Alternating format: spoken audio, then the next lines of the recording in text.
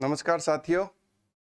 आज हम फिर आपके साथ इसी हिंदी व्याकरण की कक्षा में हाजिर हैं, उपस्थित हैं। अब तक हमने हिंदी व्याकरण के तहत वर्ण विचार और संधि का प्रकरण किया था। संधि के अंतर्गत हमने स्वर संधि और व्यंजन संधि का प्रकरण पूर्ण भलीभांति और पूर्ण सजगता के साथ और पूर्ण विश्लेषण के साथ किया था। मैं समझता हूं कि आप उसमें से अधिकांश तथ्यों को समझ चुके होंगे और उनका अभ्यास कर चुके होंगे, और हो सकता है आपको उसमें कुछ दिक्कतें भी आई हो, कुछ शब्दों का वर्गीकरण करने में आपको कुछ समस्याएं भी आई हो। वो जो समस्याएं हैं, हम अपनी संधि की संपूर्ण क्लास कंप्लीट होने के बाद हम उनका एक समस्या समाधान कक्षा ला करके उसमें उनका समाधान अवश्य करेंगे साथियों। अब आज का जो प्रकरण है संधि से जुड़ा हुआ, वो हमारे सामने है विसर्ग संधि। क्या है साथियों? विसर्ग संधि। अब हमने संधि को शुरुआत में करते समय हमने एक बात देखी व समझी थी कि विसर्ग का मेल जब वर्ण से किस प्रकार से किया जाए कि वहां संधि के तहत वह आ जाए। हमने देखा था प्रथम पद का अंतिम वर्ण विसर्ग हो तथा दूसरे पद का प्रथम वर्ण कोई स्वर या व्यंजन हो। अर्थात हमने इस प्रकार से किया, स्वर या व्यंजन हो। विसर्ग एवं स्वर या व्यंजन के मेल से जो बदलाव, जो विकार आता है, उसे हम विसर्ग संधि कहते हैं। अर्थात विसर्ग एवं स्वर व व्यंजन के मेल से जो बदलाव, जो विकार आता है, उसे हम विसर्ग संधि कहते हैं।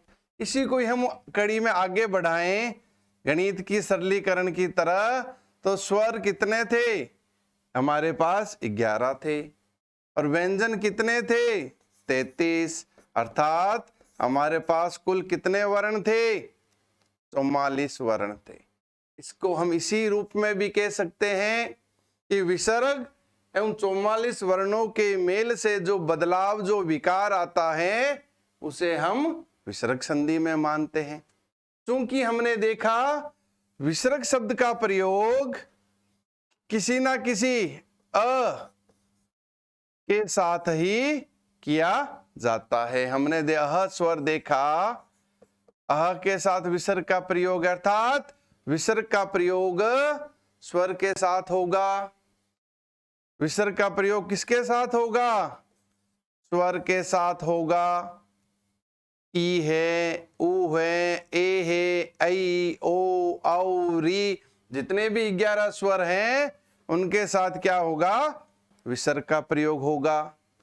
इससे तात्पर्य यह है कि जहां विसर्ग आएगा उससे पहले वाला वर्ण कभी भी व्यंजन नहीं होगा। अर्थात विसर्ग उसी वर्ण के साथ लगेगा जिसका अंतिम स्वर होगा। स्वर के बिना विसर्ग नहीं लगता। इसको हम इसी प्रकार लिख सकते हैं, 11 स्वर और विसर्ग प्लस 44 वर्ण के मेल से होने वाले बदलाव व विकार को हम क्या कहते हैं? विसर्ग संधि कहते हैं। इतने रूपों में हम ये संधि पढ़ रहे हैं और आगे पढ़ने जा रहे हैं। अर्थात 11 स्वर के साथ जब विसर्ग जुड़ जाता है प्रथम पद के अंतर्गत, और दूसरे पद में कोई व्यंजन आ जाए या कोई स्वर आ जाए, या हम दोनों का सम्मिश्रण करते हुए यह कहें कि कोई ना कोई वर्ण आ जाए, तो हम उसको किसके अंतर्गत समाहित करेंगे? विसर्ग के अंतर्गत समाहित करेंगे साथियों। और इसको अध्ययन की कड़ी को और सरल करने के लिए मैं आपको विसर्ग संधि के 2 रूप बता देता हूं, जिससे कि हम विसर्ग संधि को उन 2 रूपों के अंतर्गत ही पढ़ेंगे। एक होता है, अब जो वर्ण थे वो वर्ण हमने 2 भागों में बांटे, अघोष और सघोष बांटे थे साथियों। और मैंने आपको उसी कक्षा में वर्ण विचार में बताया भी था कि यह अघोष और सघोष हमारे प्रकरणों में बार बार आते भी रहेंगे, इसे हमें ध्यान से करना है। अब अगर आगे 11 में से कोई स्वर के साथ विसर्ग जुड़ा हुआ हो और उसके बाद दूसरे पद में जो वर्ण आए वो या तो अघोष आ जाए या फिर सघोष आ जाए, अघोष या सघोष, उसके आधार पर हम व्यंजन संधि को दो प्रारूपों में देख सकते हैं, अर्थात विसर्ग प्लस अघोष और दूसरा हम कह सकते हैं विसर्ग प्लस सघोष का मेल। अब देखो, हमने स्वर और व्यंजनों से शुरू करते करते विसर्ग को अघोष और सघोष तक ले आए, अर्थात पहला प्रारूप या स्वरूप हमें यह देखने को मिलेगा कि विसर्ग, प्रथम पद का अंतिम वर्ण विसर्ग होगा, उससे पहले निश्चित रूप से कोई ना कोई स्वर होगा, और दूसरे पद का प्रथम वर्ण अघोष होगा या फिर सघोष होगा। तो वहां जो बदलाव विकार आएगा वो हम विसर्ग संधि के अंतर्गत ही सम्मिलित करते हैं। जैसे प्रथम आता है, अब हम बात करते हैं अघोष और सघोष की। मैंने आपको बताया था साथियों, अघोष और सघोष कौन कौन से थे, आप याद कर पा रहे होंगे। और जो साथी अभी इन 1-2 कक्षाओं में मेरे साथ जुड़े हैं तो वह मेरी पिछली कक्षाओं को जरूर देखे, जिससे कि आपके व्याकरण के प्रकरण से जितने भी शंकाएं हैं उनका समाधान हो सके और आगे आने वाली कक्षाओं को और आप अधिक सरलता से समझ सके, क्योंकि समझने के लिए हमें नींव पर जाना होगा। किसी भी मकान को बनाने के लिए, उसकी मजबूती के लिए नींव बहुत महत्वपूर्ण है। वैसे ही हमें व्याकरण को समझने के लिए उनके नींव, जो उनका वर्ण है, उनको समझना, उनका वर्गीकरण को देखना बहुत ही महत्वपूर्ण है। हमने देखा, मैं आपको एक बार और बता देता हूं कि अघोष के अंतर्गत क्या है, प्रत्येक वर्ग का पहला व दूसरा वर्ण आया और हमारे पास स, श और स आया। ये हमारे अघोष के अंतर्गत आया, अर्थात वर्ग कौन से थे, क, च, त, त और प, ये 5 वर्ग हमारे पास थे। और वर्ग क्यों कहते हैं, किस लिए कहते हैं, वर्ग में कितने वर्ण होते हैं, वो मेरी पिछली कक्षा में आपको देखने को मिल जाएगा। तो मैं बात कर रहा हूं अघोष की। अघोष को मैं ये कह रहा हूं, इसमें पहला और दूसरा वर्ण आता है प्रत्येक वर्ग का। क वर्ग का पहला क, दूसरा ख, च का च, छ, ट का ट, थ, त का थ, प का फ, ये दोनों वर्ण यहाँ क, ख, च, छ, ट, ठ, त, थ, प और फ यहाँ आते हैं। और साथ में तीनों सकार, जिसे हम कहते हैं श, श और स, तीनों स आते हैं।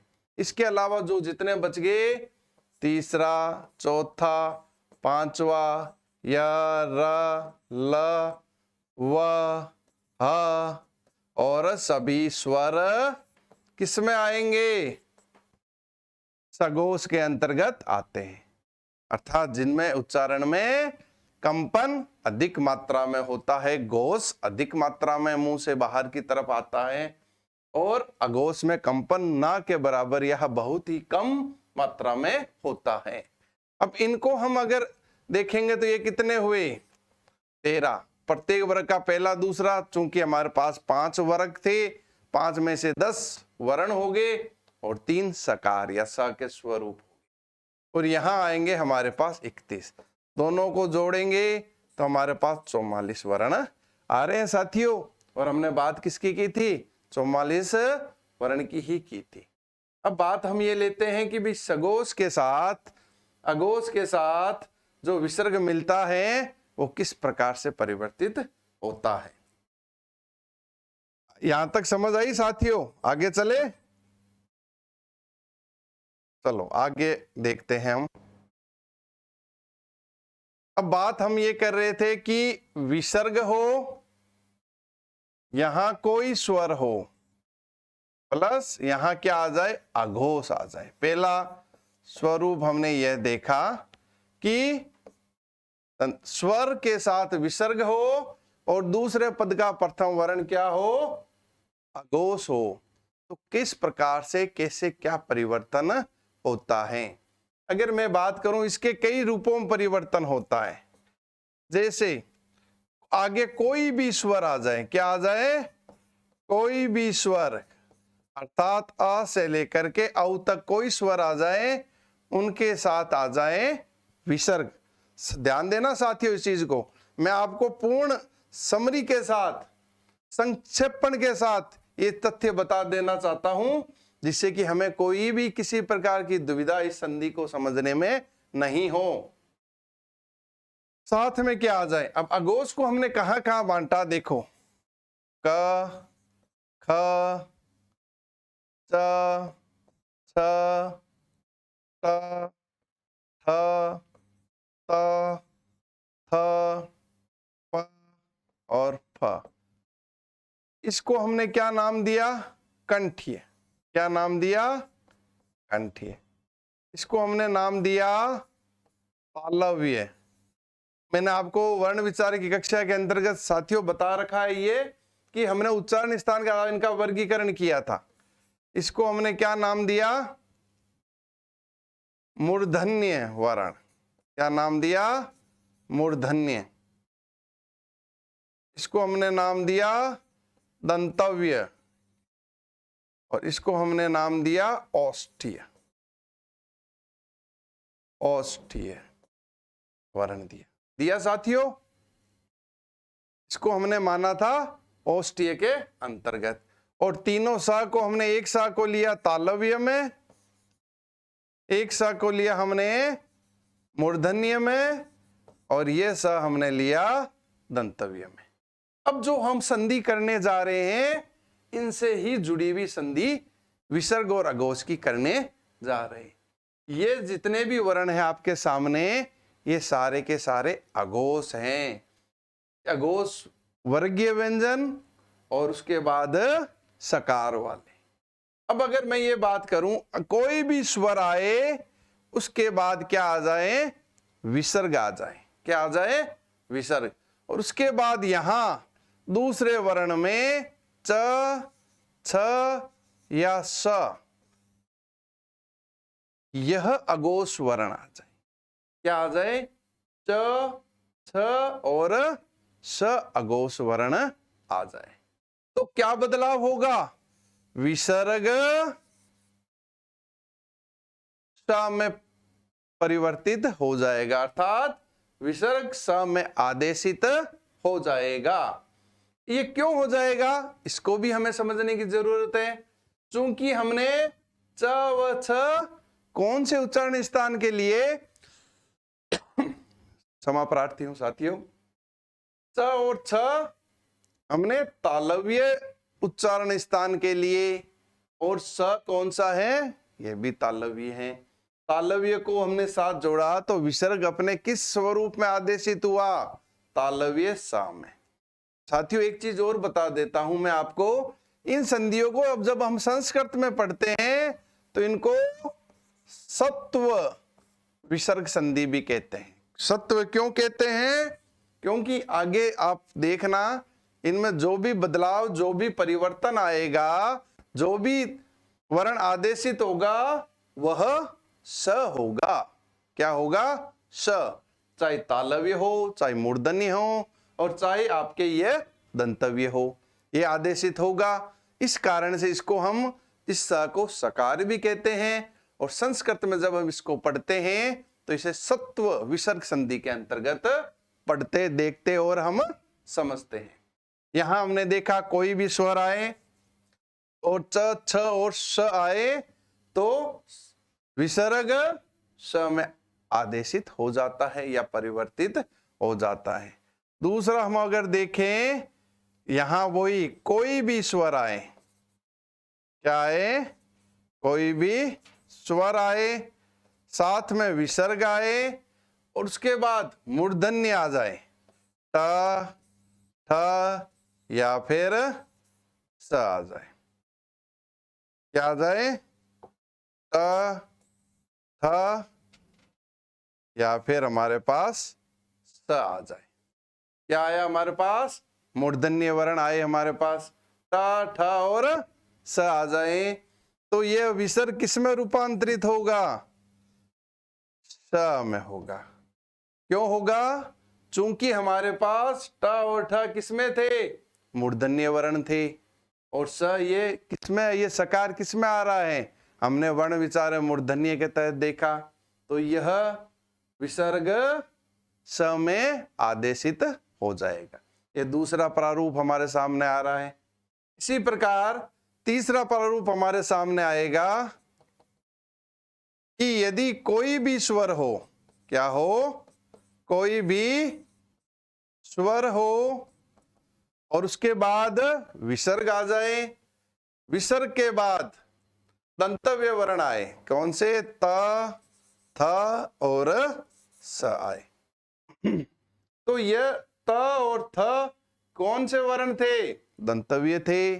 तो विसर्ग किस में आदेशित हुआ? दंतव्य सकार में आदेशित हुआ। परिवर्तन जो आया वह दंतव्य स के रूप में हमारे सामने आया। अब तक हमने देखो यह देख लिया, च वाला, त वाला देख लिया, त वाला देख लिया। अब हमारे पास बचते हैं क ख प फ, ये चार अघोष वर्ण और बचते हैं। अगर अब देखो अ व आ के अलावा, क्या इसमें हम दो प्रारूप देखेंगे, दो स्वरूप देखेंगे साथियों। अ व आ के अलावा कोई स्वर, अलावा कोई भी स्वर आ जाए, उसके बाद विसर्ग आ जाए। क्या आ जाए? अ व आ के अलावा कोई स्वर आ जाए, उसके बाद विसर्ग आ जाए, उसके बाद अघोष क ख प और फ आ जाए। क्या आ जाए? क ख प और फ, अर्थात कंठीय वर्ण और ओष्ठीय वर्ण अगर आ जाए तो यह विसर्ग स में आदेशित हो जाएगा। किसमें? मूर्धन्य स के अंतर्गत आदेशित हो जाएगा। ये चार प्रारूप हमारे सामने आए। अब आपके मन में ये प्रश्न आ रहा होगा, सर आपने अ व आ के अलावा किए, तो अगर अ और आ भी आ जाए तो हमें किस प्रकार से इस संधि को पहचानना है, किस प्रकार से हमें इसका विग्रह करना है?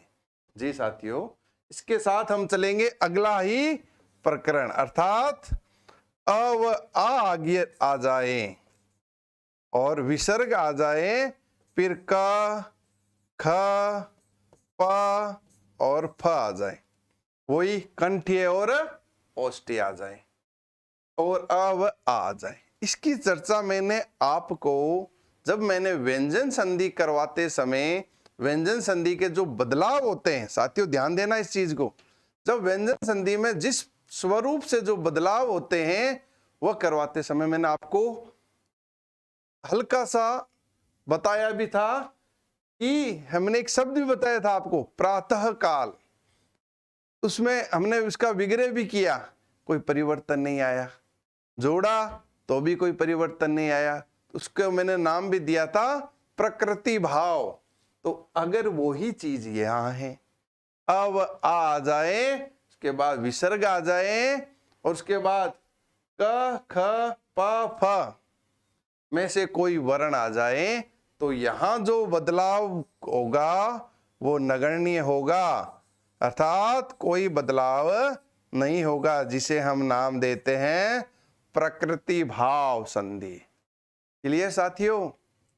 तो ये हमने विसर्ग संधि को शुरुआत में हमने दो स्वरूपों में बांट दिया, अर्थात स्वर के साथ विसर्ग आ जाए और विसर्ग के बाद हमने देखा या तो आएगा अघोष या फिर आएगा सघोष।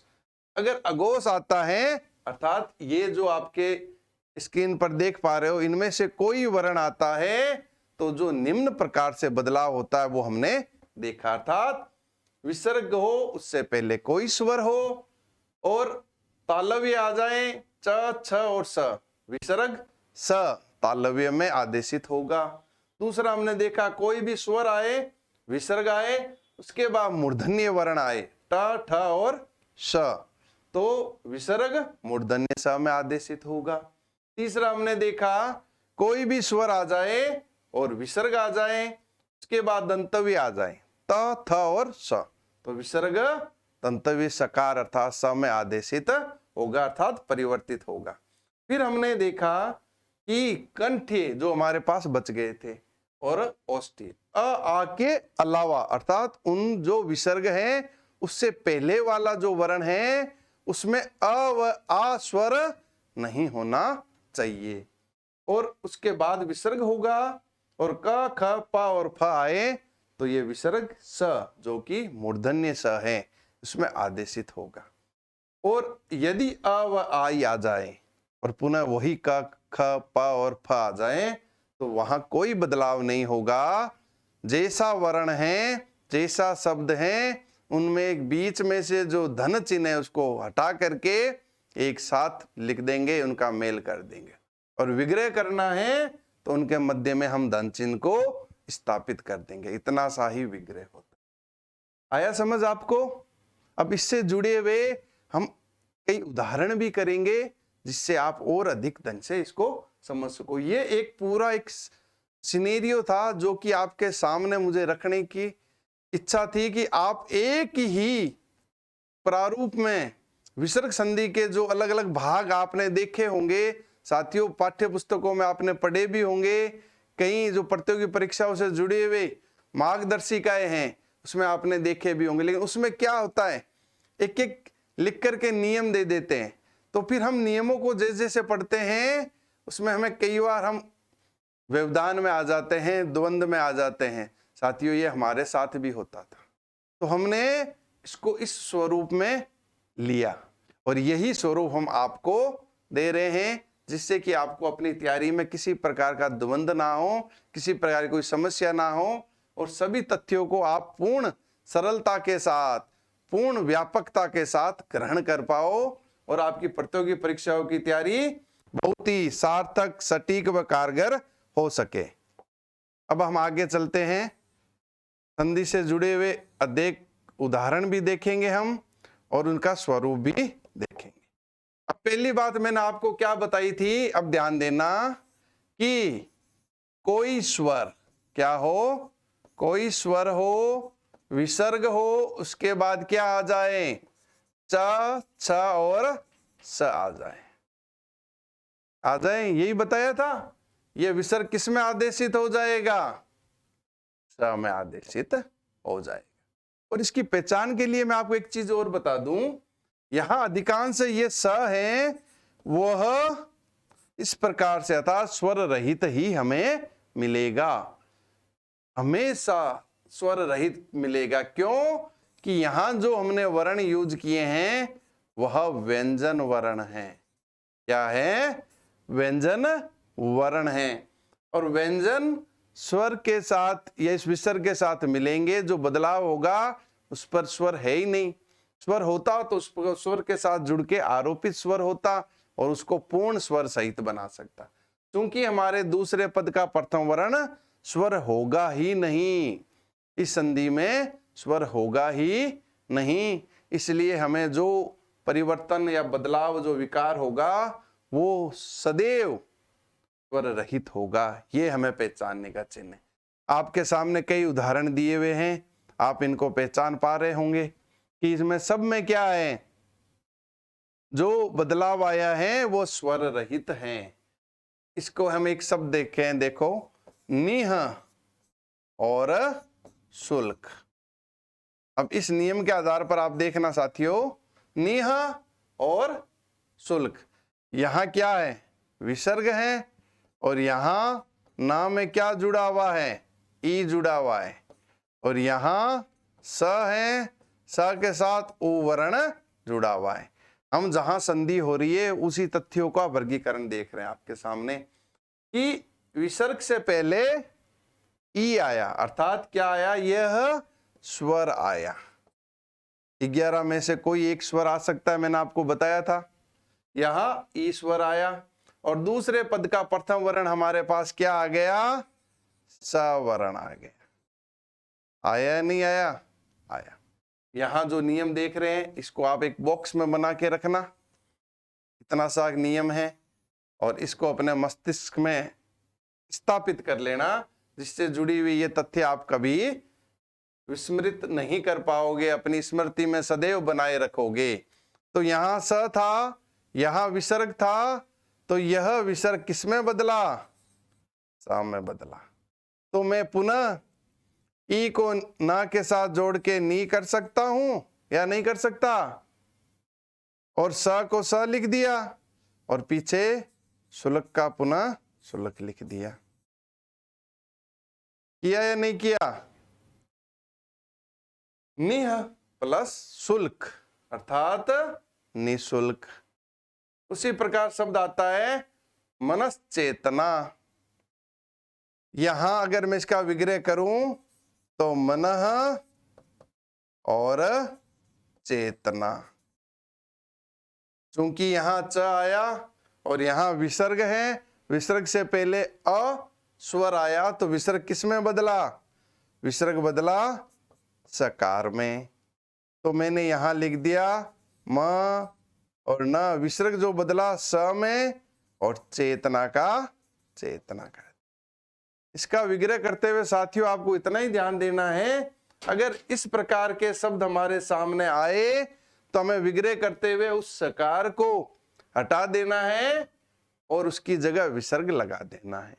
और अगर विग्रह किया हुआ हमारे सामने आए तो उस विसर्ग को हटा करके इस सकार को आदेशित कर देना है। इसी प्रकार निश्वास शब्द है, निह और श्वास, निश्वास, ये बन गया हमारे पास में निश्वास। उसी प्रकार शब्द है दुःशासन, दुह और शासन। क्योंकि यहां स था और यहां पे विसर्ग था और विसर्ग से पहले उ स्वर था, तो यह विसर्ग स में आदेशित हुआ, तो हमने इसको इस प्रकार से लिख दिया दुःशासन। एक शब्द आता है अंतः और चक्षु, को हम इस प्रकार से लिख सकते हैं अंतः और चक्षु, अंत और चक्षु। क्योंकि यहाँ च था, यहाँ विसर्ग था और विसर्ग से पहले हमारे पास त के साथ जुड़ा हुआ स्वर था, तो विसर्ग किस में परिवर्तित हो गया? स में परिवर्तित हो गया। और ये स कौन सा था? तालव्य स था। आया समझ? इससे जुड़े हुए बहुत उदाहरण आपको देखने को समझने को मिलेंगे, लेकिन मैं आपको इससे जुड़ी हुई एक तथ्य यही पुनः बता देना चाहता हूं, यहां हमें इस प्रकार की चीजें मिलेगी।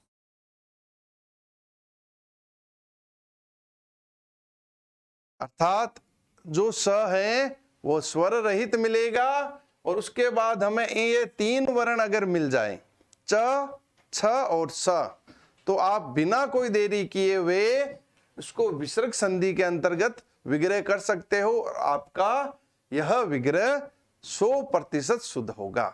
बस ध्यान यही रखना है कि जो स है तालव्य वह स्वर रहित होना चाहिए, और उसके बाद ये तीन वर्ण हमारे सामने आने चाहिए। उसके अगला वर्ण जो होगा स के स्वर रहित के बाद का, वो च, छ या स होगा, तो हमारी ये संधि का विग्रह 100% शुद्ध होगा। और अगर विग्रह ऐसा किया हुआ है उसमें अगर हम स को ले आए वो भी शुद्ध होगा। ध्यान पहचान का तरीका यही है संधि का, और इसकी पहचान के लिए आपको ये बॉक्स अपने दिमाग में स्थापित कर लेना होगा, फिर आप इससे जुड़े हुए सभी तथ्यों को कभी जीवन में विस्मृत नहीं कर पाओगे। अगला ले,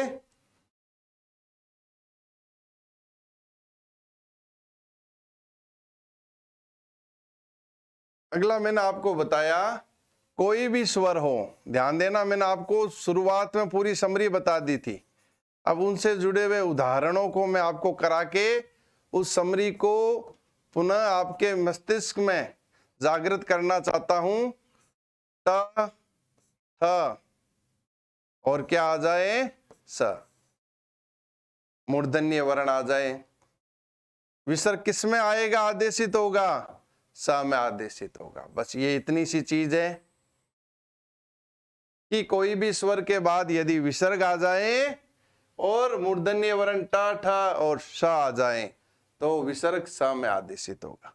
पहचानने का तरीका वही है, इसमें स मूर्धन्य होगा और जो कि यह स भी स्वर रहित होगा।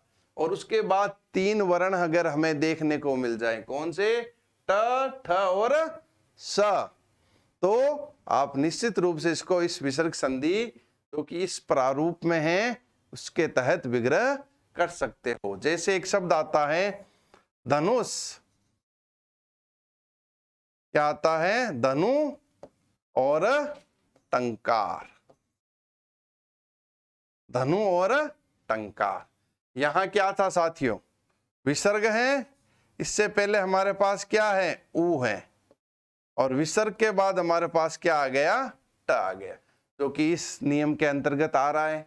तो हमने विसर्ग को किसके अंतर्गत लिया है, मूर्धन्य स में, और इसको मैंने पुनः संयोजित किया तो धनुष टंकार। पहचानने का ये चिन्ह है, स आए मूर्धन्य जो कि स्वर रहित हो, और ठ ट ठ और स में से कोई एक हो। इसके बाद आता है धनुष टीका, इसका भी विग्रह करेंगे तो धनु और टीका, विसर्ग की जगह क्या हो गया, स आदेशित हो गया।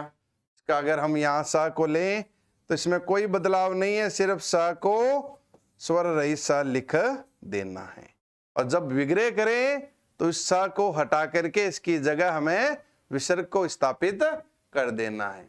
उसी प्रकार है चतुष्टिका, चतु चतुह और टीका। उसी प्रकार है मनस टिप्पणी, मनः और टिप्पणी, मनः और टिप्पणी। इस प्रकार से अगर हम शब्दों को विग्रह करेंगे, उनका पुनः मेल करेंगे, वह इस प्रारूप के अंतर्गत हमारे सामने आता है। आगे चलते हैं साथियों।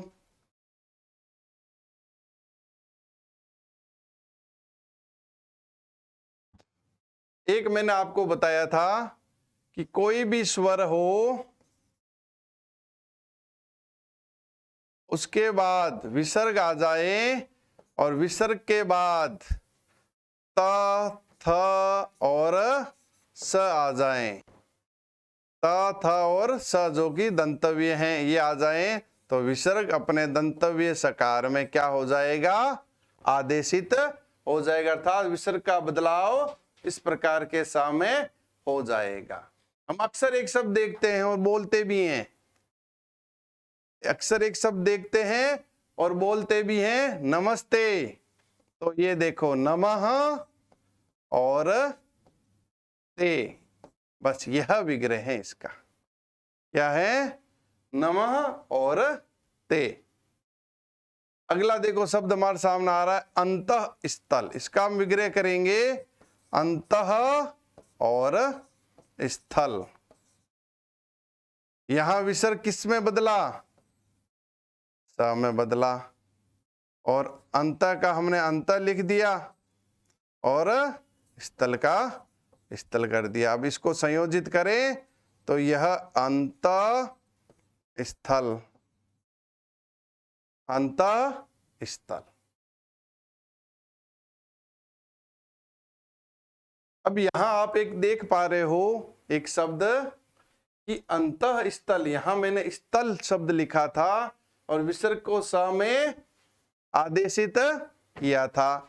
एक इसकी चीज एक और है, इसको हम अगर विग्रह करें एक अंतः और थल के रूप में भी कर सकते हैं। अंतः और थल मतलब ये दोनों का अलग अलग अर्थ है, दोनों का अलग अलग स्वरूप है, वो मैं आपको अब यहां बता देना चाहता हूं।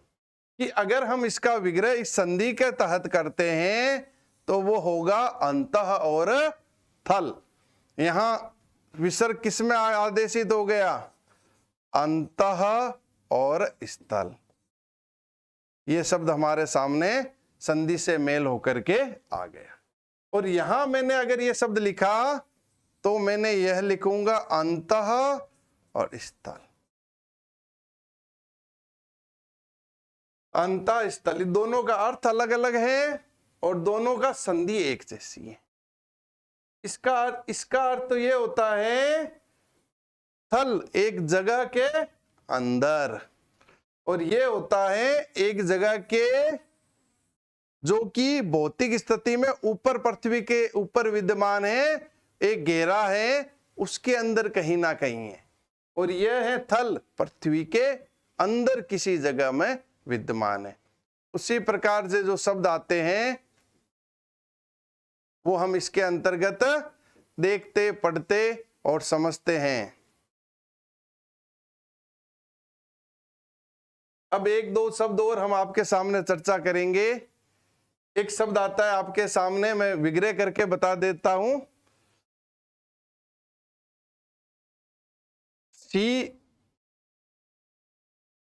सी शब्द है, सी र और विसर्ग और त्राण।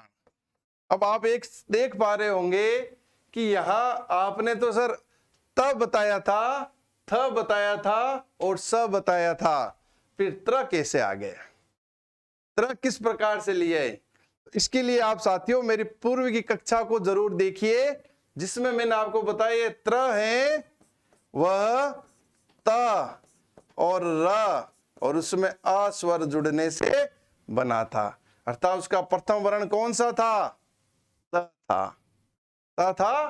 तो यहां अगर हम देखेंगे तो यहां क्या है, इसको आपको विग्रह कर देता हूं। यहां देखो त होगा, फिर र होगा, और यहां क्या है? विसर्ग है, और यहां र में क्या जुड़ा हुआ है? आ जुड़ा हुआ है। तो ये तथ्य हमारे सामने आ रहा है या नहीं आ रहा? ये तथ्य हमारे सामने आ रहा है कि स्वर के बाद विसर्ग है, उसके बाद त है या नहीं है? इसको हम अगर परिवर्तित करते हैं तो इसमें क्या आ जाता है? विसर्ग किस में बदल जाएगा? विसर्ग स में बदल जाएगा। जब विसर्ग स में बदलेगा तो हम सी र स और उसके बाद इसको त्राण शब्द भी लिख सकते हैं। और इसको अगर हम इस प्रकार से लिखना चाहें अलग तरीके से तो इसका अर्थ हम कवच भी कहते हैं। इसको क्या कहते हैं? शिरस त्राण शब्द है वो क्या है? कवच, जो कि हम सर पर जो सैनिक लोग पहनते हैं, जो उसको हम सिर पर धारण करने वाला, जो सिर पर धारण करते हैं, जो युद्ध में जब राजा महाराजा जाते थे जो चीज को प्रयोग करते थे वह शिरस्त्राण शब्द होता था, जिसे हम आज के समय में हेलमेट पहन करके हम अपने मोटर बाइक में जाते हैं अपने सर का बचाव करने के लिए। वो अंग्रेजी शब्द जो हेलमेट है वो ही शिरस्त्राण है। आया समझ साथियों? छोटे छोटे शब्द होते हैं, वो हमें बहुत गहरे अर्थों को संकेतित भी करते रहते हैं। इससे जुड़े हुए और उदाहरण आप देखना, हम आपको पीडीएफ स्वरूप में इससे जुड़े हुए और उदाहरण भी आपको देंगे। बस इसका विग्रह और समझना इस स्वरूप के अंतर्गत आपको होगा। क्लियर? कि कोई भी स्वर आए और विसर्ग आ जाए, उसके बाद दंतव्य त, थ और स आए तो विसर्ग सा में क्या हो जाता है? आदेशित हो जाता है। अब इसके बाद हमारे पास दो तथ्य बच गए, क, ख और फ वाले। क्या बच गए? क, ख और फ वाले। कि मैंने आपको बताया अ और आ के अलावा मतलब कितने स्वर बच गए? 9। उसके बाद विसर्ग आए और विसर्ग के बाद क, ख, प और फ आ जाए तो ये विसर्ग स में क्या हो जाता है? आदेशित हो जाता है। कई शब्द होते हैं, जैसे मैं एक शब्द अपने लिखते हैं निष्फल। निष्फल, यहां देखो मैंने किया निह और फल। यहां विसर्ग था साथियों, यहां क्या था, ई था, और यहां क्या था, फ था, जो कि हमारे इस नियम के अंतर्गत हमें देखने को प्रतीत हो रहा है। विसर्ग, विसर्ग से पहले ई स्वर और विसर्ग के बाद फ जो वर्ण है, ये आया तो ये विसर्ग किस में आदेशित हुआ, स में आदेशित हुआ। तो मैंने पुनः नी का नी कर दिया, स का स कर दिया, और फल को फल लिख दिया। एक शब्द आता है साथियों निष्प्राण, मैं लिखता हूं शब्द निष्प्राण। आपने कहीं देखा सुना भी होगा ये शब्द को, निष्प्राण। इसका अगर मैं विग्रह करूं तो मैं करूंगा निह और प्राण, निह और प्राण, क्योंकि यहां विसर्ग है और ना के साथ ई जुड़ा हुआ है, अर्थात विसर्ग से पहले क्या आ गया, ई, और यहां क्या आ गया, प आ गया। तो ये किसमें आदेशित हुआ, स में। हमने और प्राण को पुनः प्राण रूप में लिख दिया।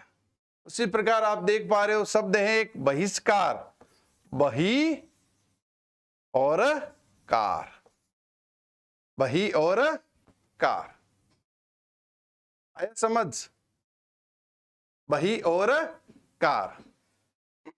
अगला शब्द आता है बहिष्कृत, बही और कृत। अब तो आप बहुत ही सरलता से इनके विग्रह कर पाओगे, अगर ये नियम आपने समझ लिया है, ध्यान दे लिया है कि अ व आ के अलावा कोई स्वर आ जाए तो का, ख और फ आ जाते हैं और वह स में आदेशित हो जाता है। इसके बाद चतुह और पद, विसर्ग किस में आदेशित हो गया, स में आदेशित हो गया। उसी प्रकार निह और प्रयोजन, निह और प्रयोजन। इसके बाद एक शब्द और आ जाता है हमारे पास दुष्प्रभाव, दुह और प्रभाव, दुह और प्रभाव। तो यहां विसर्ग था, यहां प आया, विसर्ग किस में चला गया, स में चला गया। अब मैं आपको एक शब्द और देता हूं, इसके आप वर्गीकरण करो, निस्वार्थ, निस्वार्थ। और ये शब्द ध्यान देना, ये शब्द शुद्धि में अक्सर पूछ लिया जाता है। यहां मैंने स क्या किए, दो स्वर रहित लिखे, क्या लिखे, दो स्वर रहित लिखे, निस्वार्थ। अगर इसका मैं वर्गीकरण करूं तो मैं करूंगा निह और स्वार्थ, क्योंकि हमने पूर्व में ये देखा था ता, था और स आए तो विसर्ग किस में बदलता है, स में आदेशित होता है। क्योंकि यहां मैंने क्या लिख दिया, यह स भी क्या है, स्वर रहित है। ऐसे शब्द हमने देखे थे व्यंजन संधि में, जैसे देखो उज्ज्वल, तब देखा था दोनों ज क्या थे, स्वर रहित थे। उसी प्रकार इसी शब्द में दोनों स क्या होंगे, स्वर रहित होंगे। यहां यह विसर्ग किस में आदेशित होगा, स में, फिर वार्थ का वार्थ कर दिया, निस्वार्थ शब्द आया। बहुत ही अच्छा शब्द है, और आपको शब्द शुद्धि में अक्सर इस प्रकार का शब्द दे दिया जाता है, और वहां ऐसे लिख देंगे आपको निस्वार्थ, और हम इसी शब्द को शुद्ध मान लेते हैं। लेकिन अब विसर्ग संधि आपने जब पढ़ ली है तो ऐसे शब्दों को हमें भविष्य में कतई शुद्ध नहीं मानना है, और ना ही ऐसा हमें लेखन करना है, क्योंकि ये शब्द बना है निह और स्वार्थ से, तो ये बना निस्वार्थ। आया समझ साथियों, आगे चलते हैं इसमें।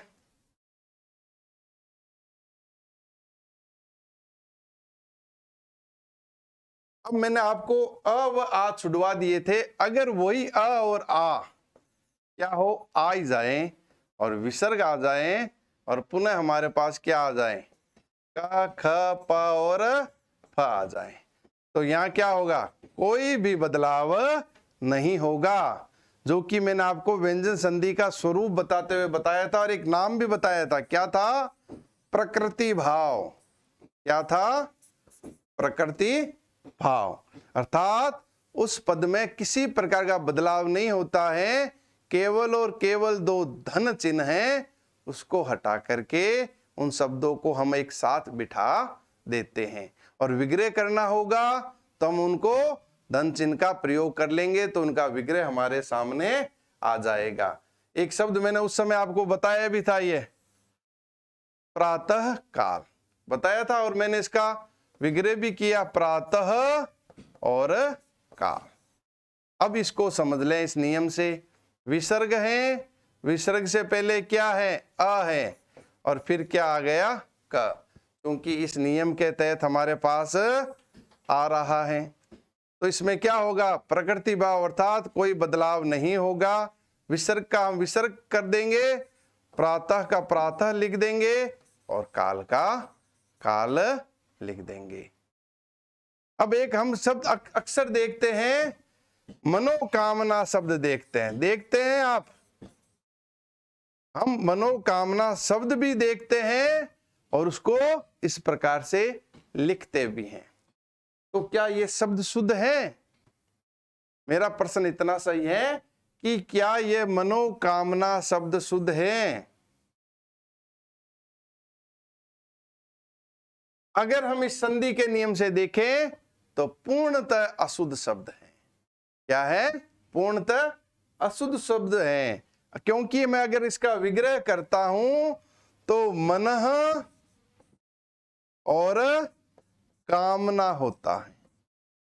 मनः और कामना शब्द के रूपों में अलग अलग हमने इसको विभाजित किया।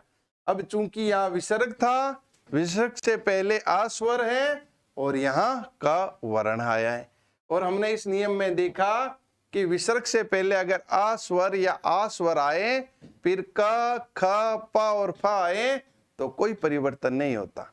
और हमने यहाँ मनोकामना लिखते, पढ़ते, बोलते भी हैं, लेकिन आज के बाद इस शब्द का आप कभी प्रयोग नहीं करोगे, क्योंकि शब्द यही शुद्ध है साथियों, मना और कामना।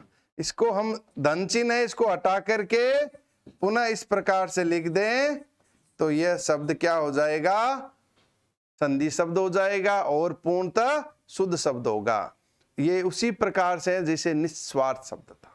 शब्द शुद्धि में अक्सर यह पूछ लिया जाता है और हम इसको मनोकामना कर सकते हैं। एक शब्द और आता है, ये इस संधि से जुड़े हुए शब्दों को आप अक्सर ओ की मात्रा के साथ देखोगे और वो सभी शब्द गलत होंगे। एक शब्द आता है मनोप्रसाद, मनोप्रसाद, ये भी शब्द क्या होता है, अशुद्ध होता है। अगर हम इसका विग्रह करें तो वो होता है मनः और प्रसाद, मनः और प्रसाद। आया समझ? अगर अब मनोप्रसाद आ गए तो क्या वो आप करोगे? नहीं करोगे। हमें क्या करना है, उसका विग्रह करते समय मनः और प्रसाद ही लिखना है, और उसी को अगर जब हम संधि करें या मेल करें तो हमें उस धन चिन्ह को हटा देना है और जो पद हैं उनको साथ साथ एक साथ बिठा देना है। पय पान, पय और पान सीधा सा शब्द है, पय और पान। अगर हम इसको संधि करें, इस विग्रह चिन्ह को हटा देंगे और पय पान का पय पान लिख देंगे। एक शब्द अक्सर हम पढ़ते हैं इसको, अधोगति। क्या पढ़ते हैं? अधोगति। ये भी शब्द क्या है साथियों? अशुद्ध है। अगर हम इसका विग्रह करेंगे तो वह आएगा अध और गति, अध और गति, अधो गति। ये किस प्रकार से आएगा इसको मैं बता देता हूं इस नियम के अंतर्गत, कि यहां देखो ग आ रहा है, क्या आ रहा है? ग आ रहा है। चूंकि यहां हमने क्या लिया, क ख और फ लिया, और यहां हमारे पास क्या है, विसर्ग है, और विसर्ग के पहले क्या है, आ है। तो इसके दो रूप में हम परिवर्तन करते हैं। किसमें, दो रूप के अंतर्गत।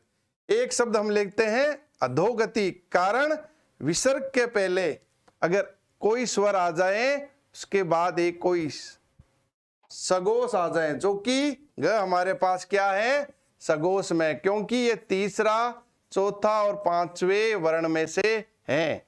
तो अगर हम यहां इस विसर्ग को ओ के अंतर्गत लाते हैं तो ये क्या होता है, हमारे पास पूर्णतः शुद्ध होता है। क्या होता है, शुद्ध होता है। अधो और गति, अधो और गति। अब हम ये सब ज्यादातर दो साथ में देखते हैं। देखो, अधोगति और अधोपतन, ये शब्द हमें अक्सर देखने को मिलते हैं, और हम इसको शब्द साम्य के तहत क्या कर लेते हैं, एक जैसा मान लेते हैं। क्या मान लेते हैं, ये जो आया है ओ की बदलाव, ये मैं आगे व्यंजन संधि में आपको और विस्तार से बताऊंगा, लेकिन यहां मुझे अ व आ के बाद विसर्ग और क ख प और फ आए, तो उसका नियम बताना था। क्योंकि यह शब्द साम्य हैं, और हमें और आपको, आपने अधिकांशतः देखा होगा, आपको अधोगति शब्द और अधोपतन शब्द साम्य लग रहे हैं, और हम इसके विग्रह भी उसी प्रकार से कर लेते हैं।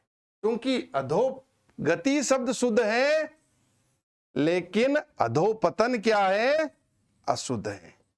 अब जीवन में, भविष्य में जब भी आप इस प्रकार के शब्दों को देखो, तो इनका विग्रह इस नियमों के आधार पर देखना, आपके कभी शब्द अशुद्ध नहीं होंगे, और शब्द शुद्धि में भी आप इनको भली भांति शुद्ध शब्दों की और अशुद्ध शब्दों की पहचान कर पाओगे।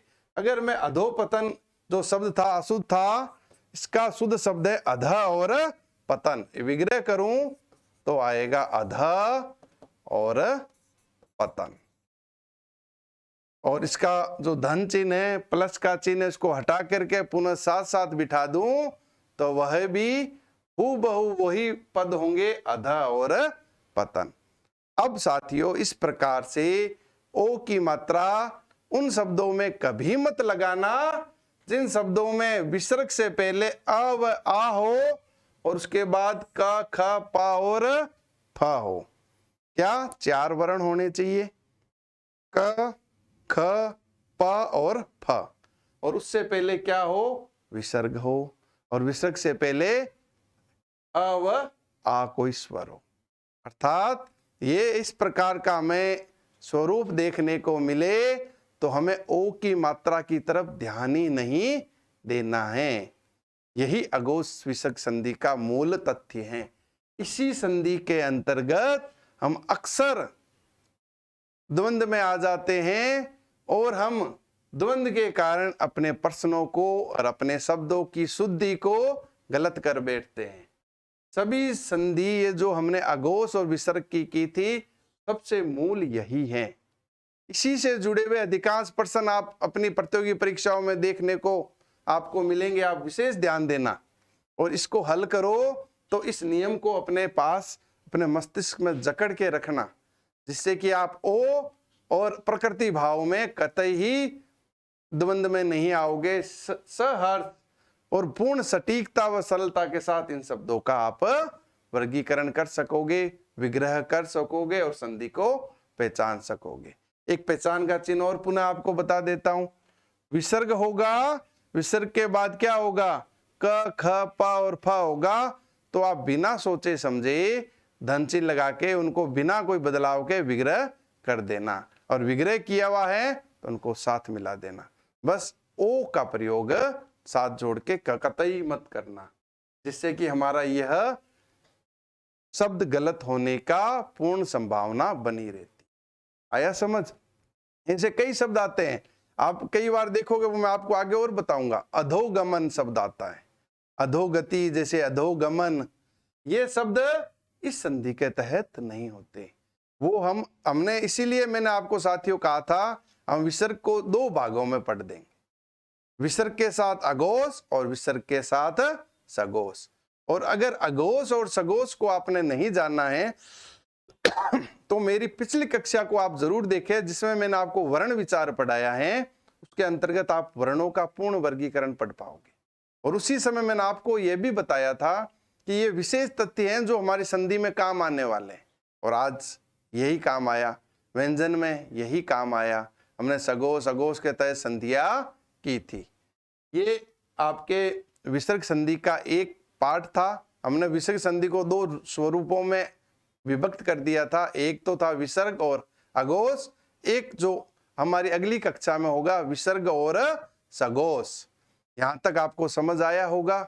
और मैं आपसे पुनः अनुरोध करता हूँ, इसी प्रकार की रोचक, सटीक व प्रमाणिक जानकारी के लिए अपनी प्रतियोगी कक्षाओं को नया स्वरूप प्रदान करने के लिए, अपनी तैयारी को एक नया आयाम व ऊंचाई प्रदान करने के लिए सारथी सक्सेस सेंटर के साथ जुड़े रहे। सारथी सक्सेस सेंटर के सभी अनुभवी विशेषज्ञ आपके साथ हैं, नए तथ्यों के साथ, नए स्वरूप के साथ और नई ऊर्जा और नई क्षमता के साथ। धन्यवाद। जय हिंद साथी।